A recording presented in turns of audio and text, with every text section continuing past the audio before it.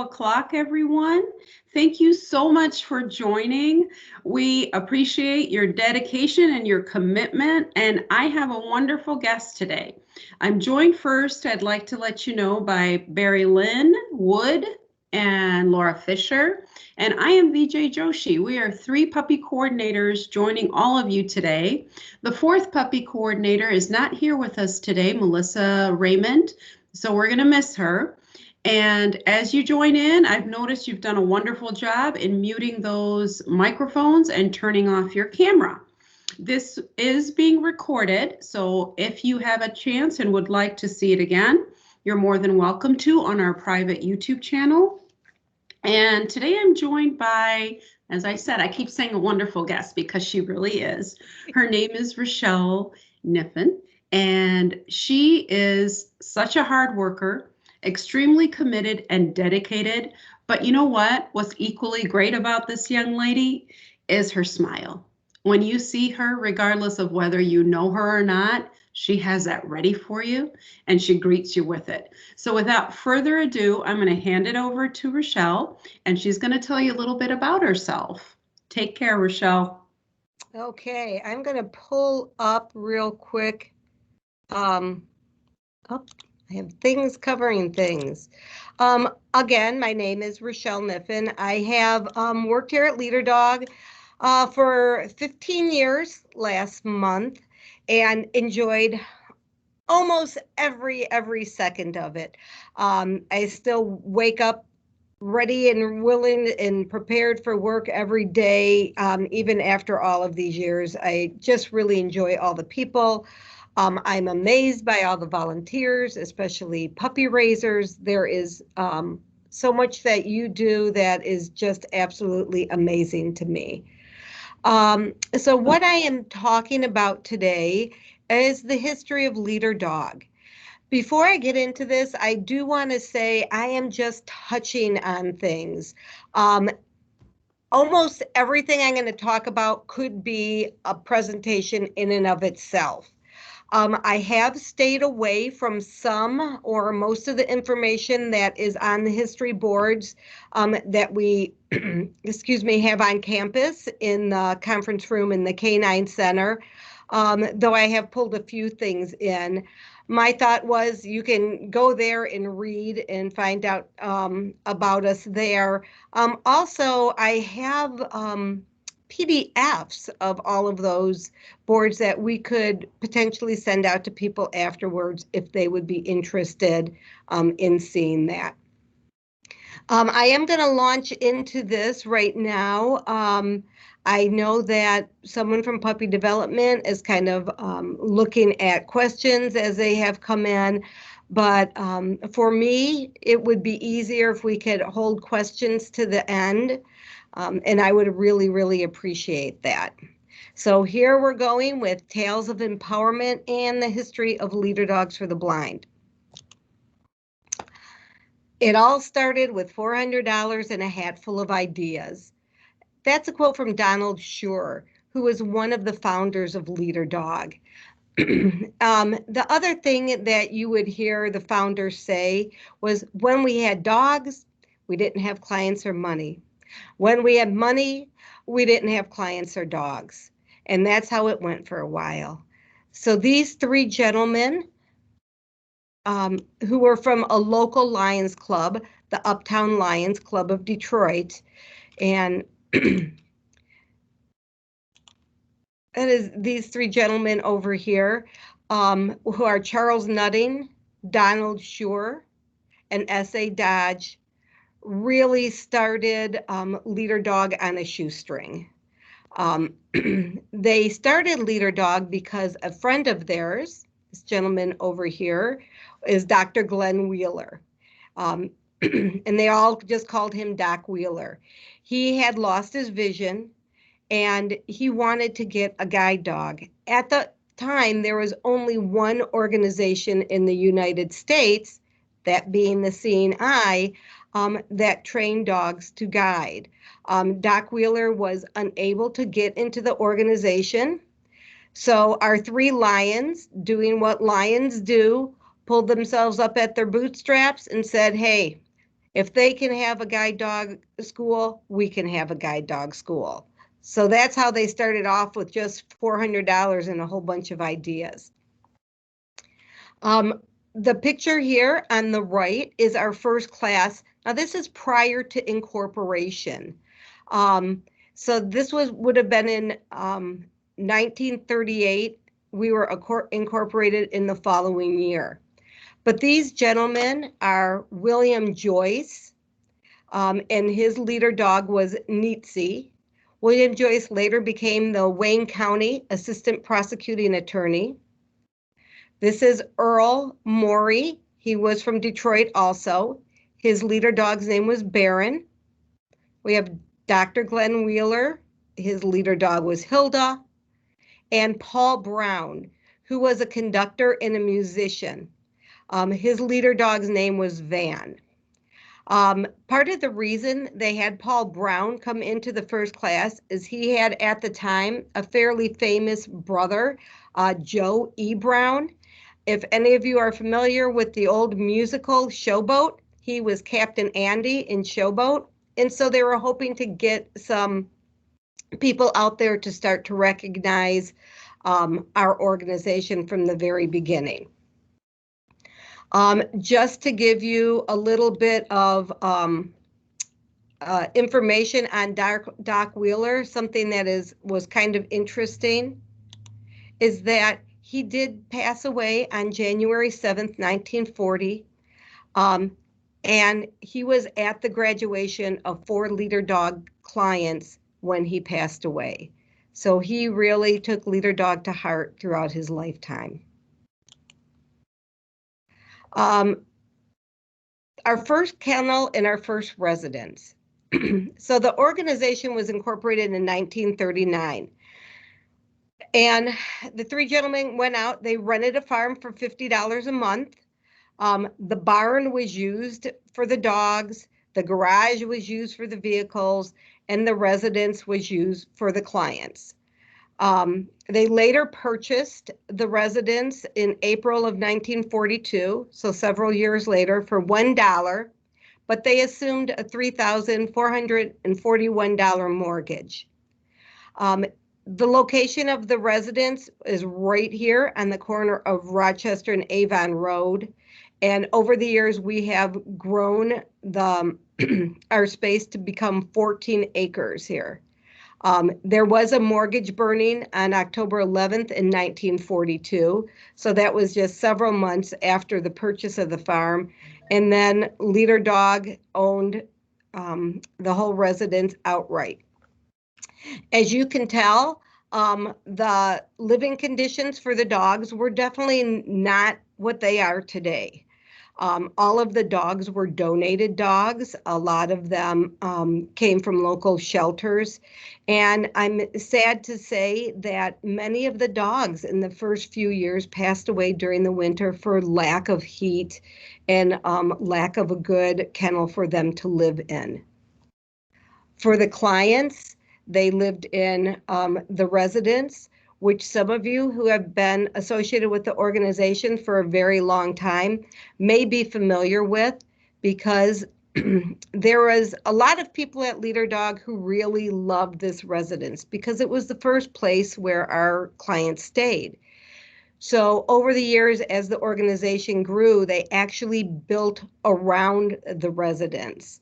They built offices and things like that. When they finally had to tear the residence down, when they rebuilt the admin building here on Leader Dog's campus. In the 1930s, dogs were allowed on Detroit's streetcar system. And the picture here on the right is one of the earlier classes at Leader Dog.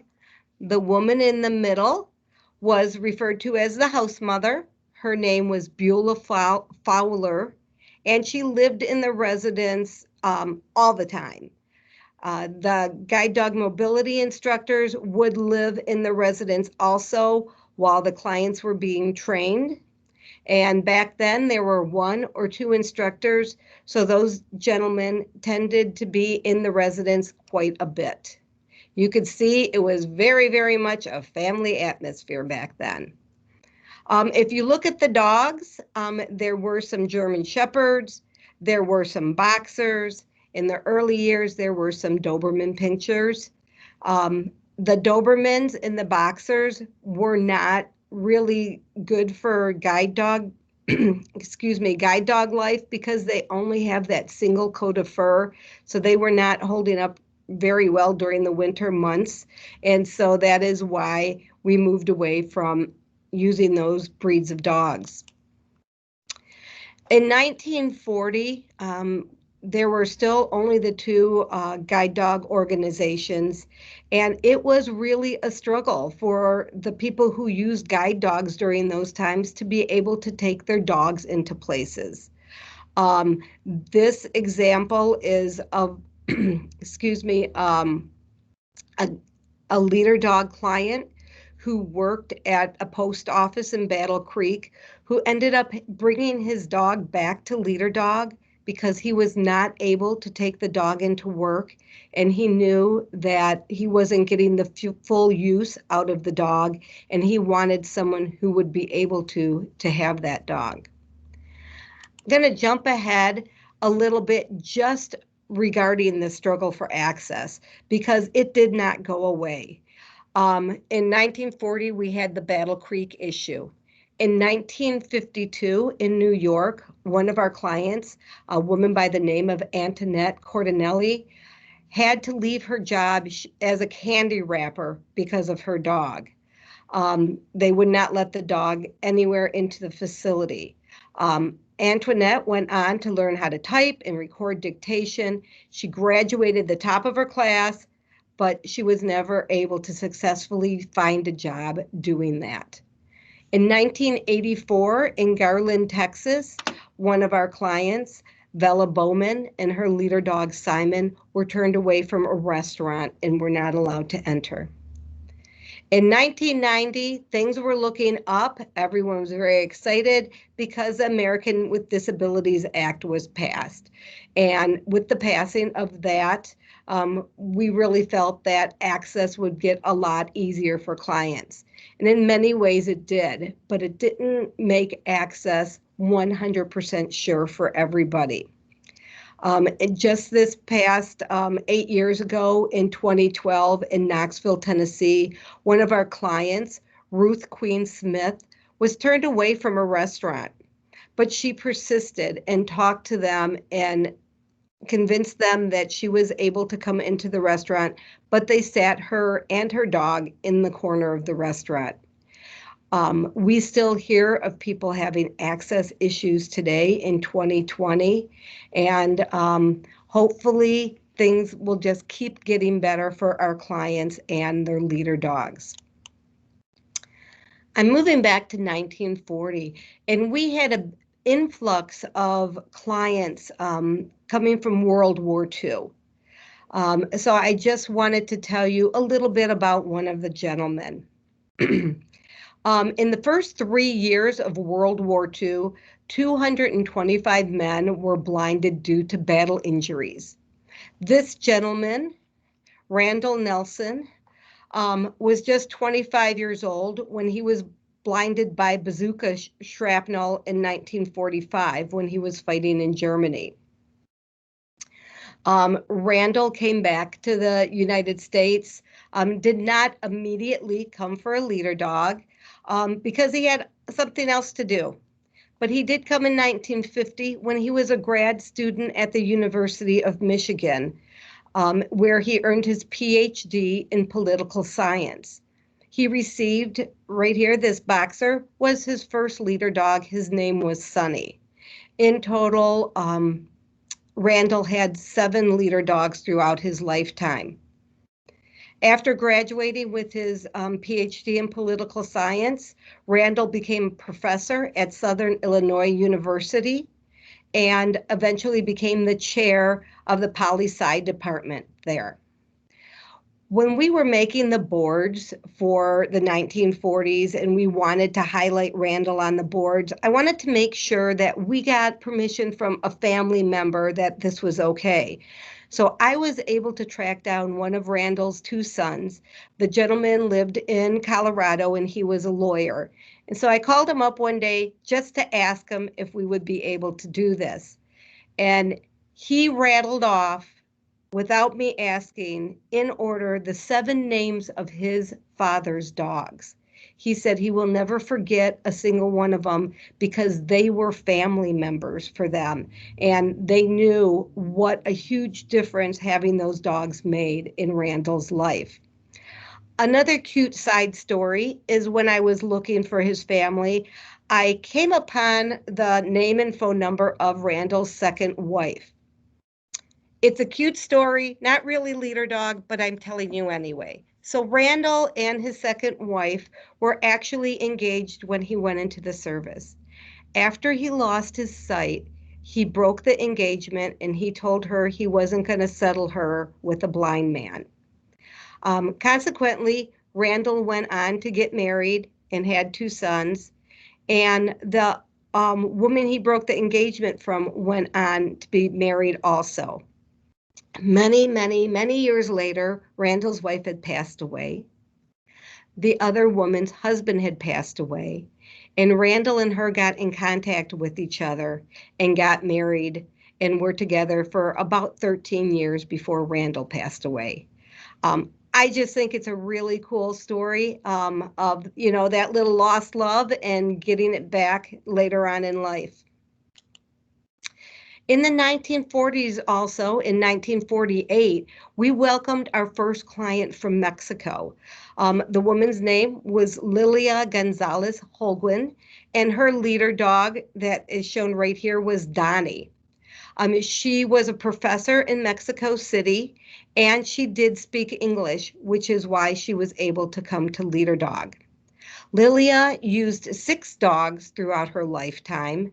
Her 6th dog was named Tess. Tess was a yellow Labrador. And when one of our guide dog mobility instructors, Carlos, that some of you may know, went to visit Lilia in the hospital shortly before she passed away, Tess was there lying on the bed at Lilia's side. So also her leader dogs were with her throughout her life. This is a fun fact, and I'll give everyone a second to look at this woman who is in her mink coat. Who is this famous visitor who came to Leader Dog? I'm not asking for people to raise hands or anything since I'm unable to see you on the screen. But this picture was taken about 1946, and this woman is Sonja Henie. For those of you too young to know who Sonja Henie is, she was a 3-time Olympic champion in women's singles ice skating, and she also went on to have a career in Hollywood. In the 1950s, puppy raising began formally at Leader Dog, 1958, and it started with the Oakland County Canine 4-H Club. The photo on the right is of longtime puppy raiser Nan Nellenbach with her 50th puppy she raised named Joy. I know there are other puppy raisers who have hit the 50 puppy mark, but Nan was just one that we had highlighted at that time. I'm not going to go into the history of puppy raising because I'm sure someone in the puppy department, Bev Blanchard, would be able to do this way better than I could. In the 1960s, we actually welcomed clients from some other international locations. In 1960, we had one client who came from Israel. He was a military person who had been blinded during the 6-Day War. We also had 14 students come from Denmark. And also we had a member of the Civil Guard in Spain who was blinded by a shell explosion came in. He was actually brought to Leader Dog by the Lions. At the time, the Lions were trying to make headway into Spain so that they could open some Lions clubs there, and they weren't being really successful with it. However, once the leader dog client went back, he would march in military parades with his leader dog. And then General Franco in Spain became aware of leader dog and the Lions' help that was received to get their military person to leader dog, and allowed Lions to come into Spain. And that kind of set the stage for our connection with ONCE, the guide dog organization in Spain that we still do work with today. In the 1970s, with excuse me, the Vietnam War, we did have quite a few Vietnam veterans come to Leader Dog. Again, I'd like to highlight one of those veterans, Bill Wiedekind, and he is also on our boards. When he was 18 years old, he was blinded in the service, and he also lost his hands at the same time in the same explosion. Because he was blinded, Bill was unable to use metal hook prosthesis, which were the standard in those days. It would have been just too dangerous for him, too dangerous for people around him. So what they did for Bill was they separated the two large bones in his forearm. You can see this a little bit here. And he was able to use those bones almost like pinchers to pick up things and go through his everyday life. He did want to get a guide dog, but he was rejected from another guide dog organization, and then he applied to Leader Dog. A huge kudos goes out to several of our guide dog mobility instructors who took pictures of Bill and figured out how to design a harness for him so that he could use a leader dog. The fasteners were seatbelt style fasteners that he could hook and unhook on his own. And the harness, as you can see here, was extremely long, and he was able to hold it with using his left arm. The dog, Casey, also had to be trained strictly on voice commands because Bill was unable to give any hand signals to him. Throughout his life, Bill did have 2 leader dogs.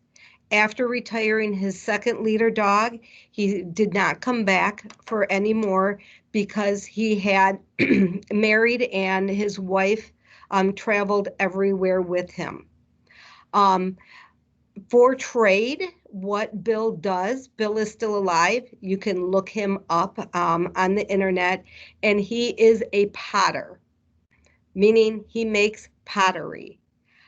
His grandmother taught him how to do that after he came back from Vietnam, and he will talk about being at art shows and selling his pottery, standing there, doing the pottery in front of people and having everyone ask his wife, "Oh, who does this?" because they can't believe that Bill does it himself.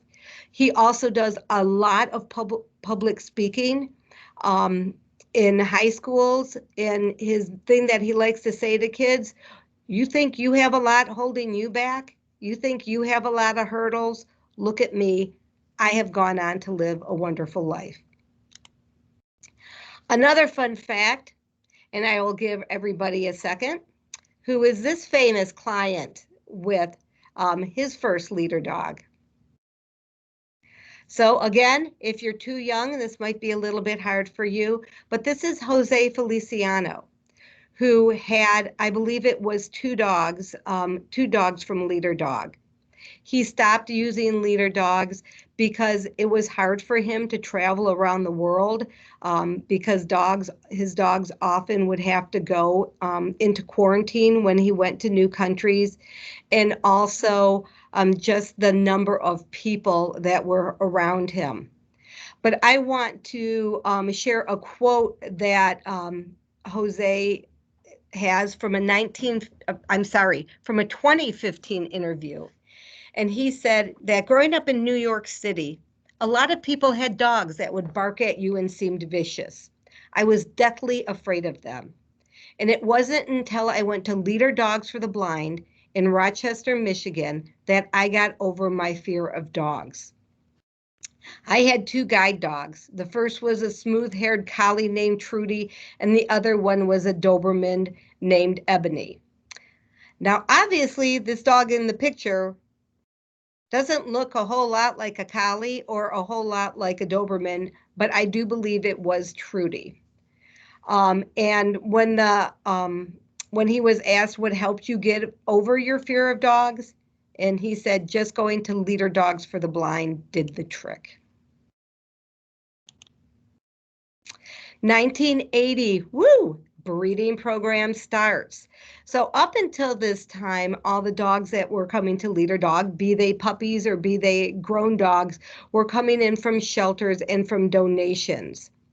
But over time, it was acknowledged that dogs specifically bred for guide work were having higher graduation rates than dogs that were donated or that came from shelters. Again, there is so much that could be talked about our breeding program, and I really feel someone else could do this topic way more benefit than me at this moment. In 1992, Leader Dog had another first. We were the first guide dog organization to have a dedicated deaf-blind training using American Sign Language. Prior to this, we did have some clients who were hard of hearing and blind, but the form of communication was right on palm, which would mean literally spelling things out on the palm of the person's hand or using pencil and paper, and that could be used in the cases where the person did have some residual vision. Keith McGregor, who is seen right here and who many of you may already know, took it upon himself to learn American Sign Language and develop this program. Keith is considered a rock star in the deafblind community to this day. Over here on the right is one of our deafblind clients, right here, Jason Corning. And this is when he had a meeting with President Obama. They had taken in people who were deaf, people who were blind, and people who were deafblind to have a meeting with the president. Jason himself has traveled all over the world with his Leader Dogs. He currently lives outside of Washington, D.C. He had been working for the government up until a few years ago when he went back to school to get his master's degree, and he now has his own business. In 1997, Moira Shea, who is still a Leader Dog client, she is also deafblind, took the first dog ever onto the floor of the U.S. Senate. Moira was an aide to Oregon Senator Ron Wyden. Excuse me. And so when she went to become an aide for him, she would need to take her dog onto the Senate floor with her. Even though the ADA was passed in 1990, there was an anonymous objection from the Senate floor to Bo, this is Leader Dog Bo, being there. So the Senate actually had to pass a resolution, and it was that a guide dog is a working dog, not a pet. And Senator Wyden said, I had hoped that there would be no need to offer this resolution, but I'm forced to because discrimination still persists here. And after that, Moira and Bo were on the Senate floor a lot. The picture on the right is Moira again with her Leader Dog Owen, graduating from Harvard University's Kennedy School of Government with her master's in public administration. Today, Moira is retired. She still does live in Washington, D.C., and she still is working with a leader dog.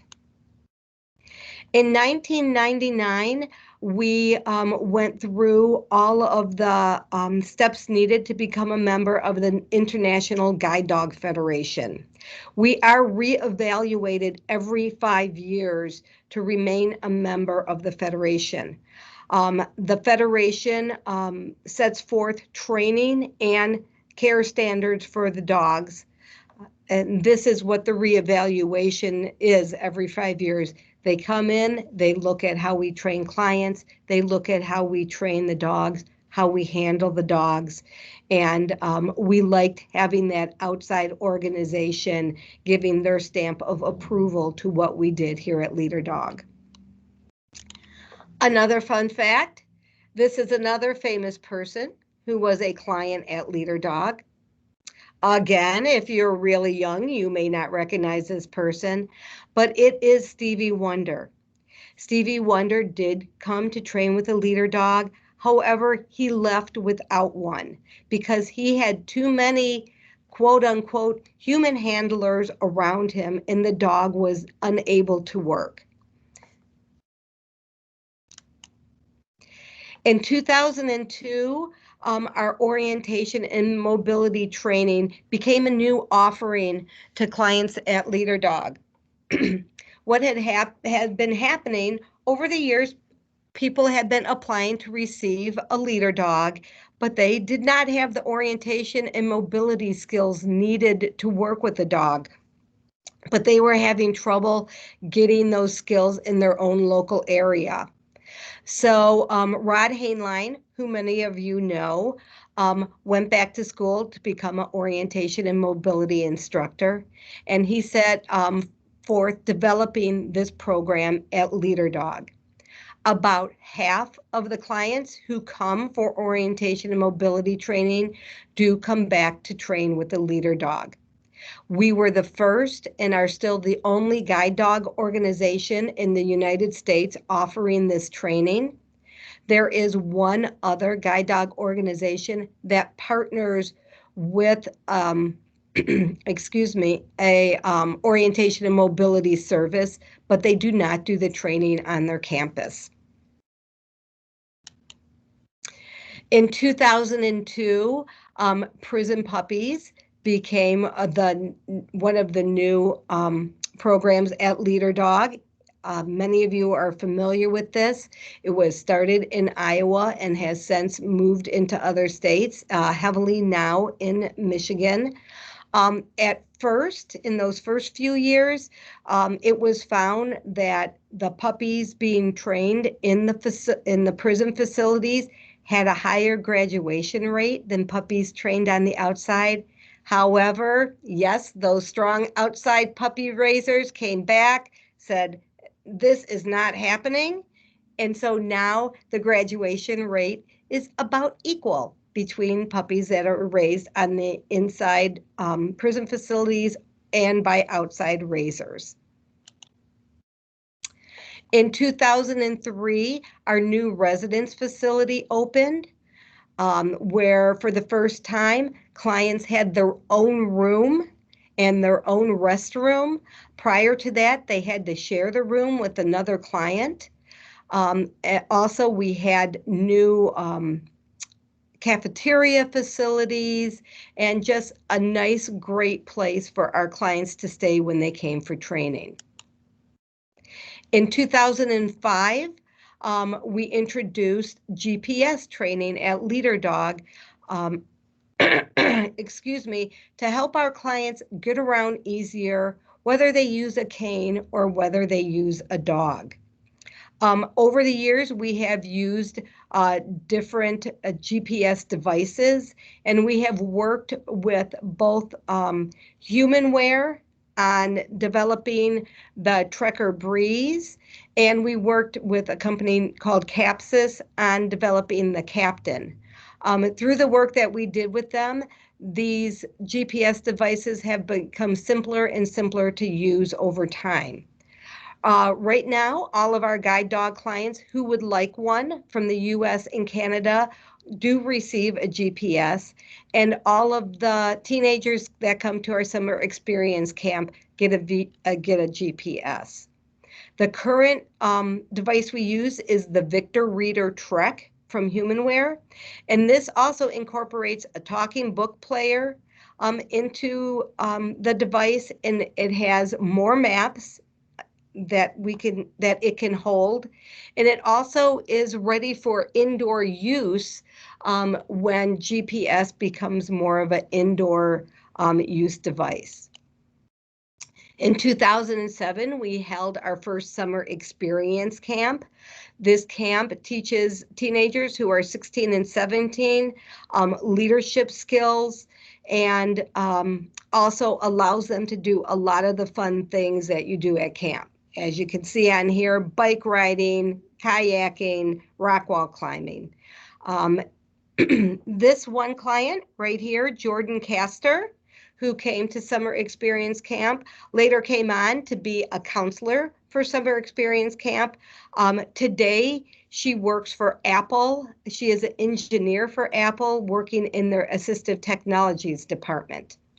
This year, due to the pandemic, Summer Experience Camp went viral, and so they were able to open it up to more campers and to younger teenagers also. So we opened it up to 14 and 15-year-olds this year. Throughout the 2010s, we made some changes in our programming with clients, how dogs were trained, and even what puppies were trained to do. Because our clients are now working in busier environments with their dogs than they had been in previous years, the client to GDMI instructor ratio that had been 6-to-1 was changed to 4.5-to-1. I have here a picture of a 4-to-1 class because I couldn't find a 0.5 client anywhere. There we had more rigorous training standards for the dogs when they were in training, and also introduced the INFR training standards for puppies, which I'm sure you are all very familiar with. We also expanded training options in our guide dog training program. In 2011, we started holding warm weather training in Florida. The people who go to that training are from warm weather states, and often they do not want to come up to Michigan in the winter. Imagine that. Also, warm weather training in winter is great for our deaf-blind clients. It's hard to train and do ASL when you're wearing mittens. We have also started training some O&M clients during warm weather in Florida. In 2013, we offered urban environment training in Chicago. What this entails is clients starting here and receiving their leader dog here on campus and training with their dog here before going to Chicago, where they train on the L, in crowds, and in those really, really busy downtown areas that we do not have here local to leader dog. In 2014, our orientation and mobility and summer experience camp programs received accreditation from the National Accreditation Council for Blind and Low Vision Services. We wanted to receive this accreditation because as we had an outside organization overseeing our guide dog training, we wanted an outdoor organization accrediting our O&M in our camp programs. Since this accreditation, NAC has been folded into the AER BVI, which is the Association of Educators and Rehabilitators for the Blind and Visually Impaired. In 2016, we opened our new Canine Development Center, which many of you had been around here for that. a state-of-the-art center that is so much better for our canines and for our staff, for our volunteers, just making everything we do easier and better. And so at this point, I am going to open this up to questions. I do realize I went a little longer than I was requested to, and I apologize for that. But I am going to stop sharing my screen. Oh, wait, I think I did. Am I not sharing anymore? Okay. Thank you. Rochelle, thank you so much for that walk down memory lane. That was amazing. And I think I'd like to have everyone who does have a question for Rochelle either type it in the chat box or please raise your hand. It takes a couple of seconds, but we're really excited to find out even more. There's so much I didn't know. There's so much that was left out. We're getting comments first, Rochelle. There's a, this was awesome. I think you had a hello from Sherry when you just first started. There's another thank you, Rochelle, from Mary Haddis. So we're getting first a lot of gratitude for you to come on. And we'll wait for those questions to come in. But I did not realize so many things. Boxers. Stevie Wonder, I didn't recognize. I think Laura mentioned that in the chat too. That is interesting. I didn't realize about our World War II or our Vietnam veterans, all the difficulties they went through. So thank you for that. I thought that I knew more about Leader Dog than I actually do. So I need to go back to school and come and hang out with you a little more often because there's a bunch of stuff I didn't know. And so it was fun to listen to. Thank you so much. Stuff I plan on adding to future presentations that I do. So especially Stevie Wonder, I really got a kick out of that. Yep. Was a good one. We have our first question. That's because Laura's really not old enough to remember Jose Feliciano. So for those of you who may not know, so I mean, I'm young. He is the singer of Feliz Navidad. So that's when you hear that at Christmas, that is Jose Feliciano. So our first question, Rochelle, is from Bob, and he wants to know what's the name of the potter? His name is William Wedekind. It's a Wedekind. Okay. And I'm not sure if he's William or Bill, if you're going to search for him on Google, but a very, very interesting man. Really, really nice. Okay, so I have a thanks for sharing from Sandy Frick. And then I have Cheryl who says, it was Cheryl who said hello in the beginning, and I would like to thank Rochelle for a fantastic presentation. I have been doing this for 25 years and learned a few new things. And what about Tom Sullivan, Rochelle? She's asking. Yeah, you know what? I did not put, Tom Sullivan as another famous person who had been here. Tom did receive, I want to say 3 leader dogs. His first one he came to campus to receive, and the dogs after that were home deliveries out in California. So some people may not be familiar with Tom Sullivan. There was, and maybe someone remembers the name of the movie from many, many years ago about him. It was interesting when we came across Tom Sullivan. I remember seeing the movie when I was a kid. So that was really cool to know that he had dogs who were leader dogs. His current dog and a few of his previous dogs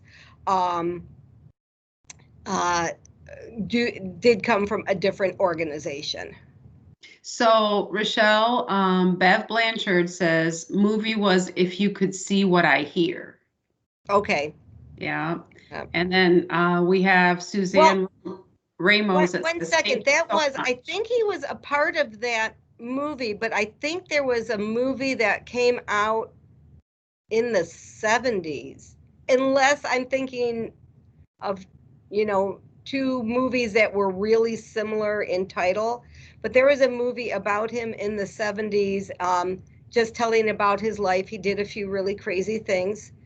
So I'll try to track that one down. That's another piece of great trivia. But Suzanne Ramos wanted to thank you. She had to bow out, she said, for a while, but she wanted to thank you. I think that wraps up for the question. I think you did such a wonderful job from the very beginning to the very end. And I don't know, it just leaves me with wanting to learn more because there's probably so much more. So thank you for that. And we really appreciate you joining us, Rochelle. Well, That walk was made. I appreciate you asking me.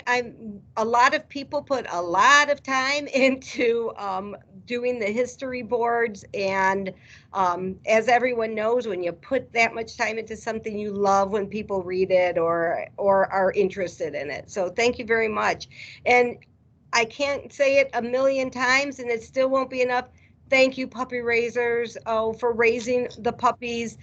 You know how important you are to our clients. And when I hear those things from our clients, I do try to share them out to you. So again, thank you from everyone here at Leader Dog. All right. You got your last hello and thank you from Linda Gimbel. Great. All right. Thank you, Thank you everyone, so for joining us with our special guest. I hope you guys have a wonderful day. We're almost to the weekend. Enjoy the weather and take care. Okay. Take care. Bye. Bye. Bye, guys.